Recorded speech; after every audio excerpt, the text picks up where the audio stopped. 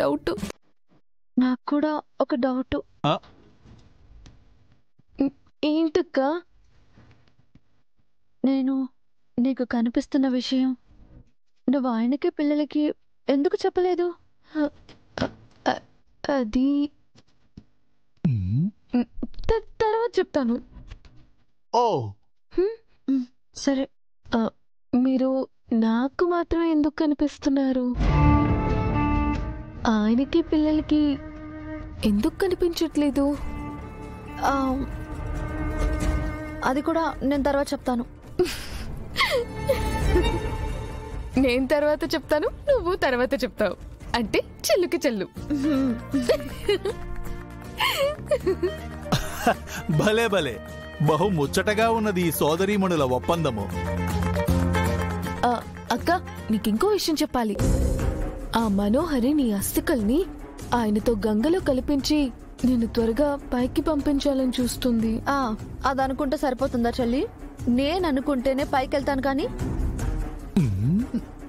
నువ్వు పైకెళ్ళడం నాకిష్టం లేదక్క. నువ్వు మాతోనే ఉండాలి, ఎప్పటికీ మాతోనే ఉండాలి. అది అసాధ్యము. మీరుండండి. ఎవరినంటున్నావు అక్క? ఎవరోలే. అయినా నేను పైకి వెళ్తేనే మళ్ళీ పుడతాను.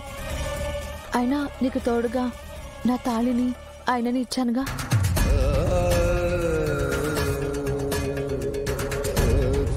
ఇది నువ్వు ఇచ్చిన తాళక్క?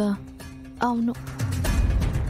నేను చనిపోయినప్పుడు ఆ మనోహర్ ఆయన్ని పెళ్లి చేసుకోవాలనుకుంది. వెంటనే నేను నీలో దూరిపోయి దాన్ని ఆపేసి నీకు పెళ్లి చేశాను.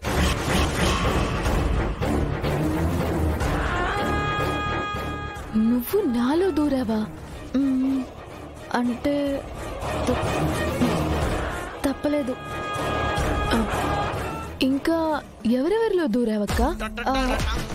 నీలో, మనోహర్లో, చిత్రలో, అంజులో, ఇంకా నీ కుటుంబ సభ్యులలో నీవే ఒక్కరిని వదలలేదని చెప్పుము బాలిక. నా ఫ్యామిలీ కోసం నేను అలా చేస్తే తప్పేంటి?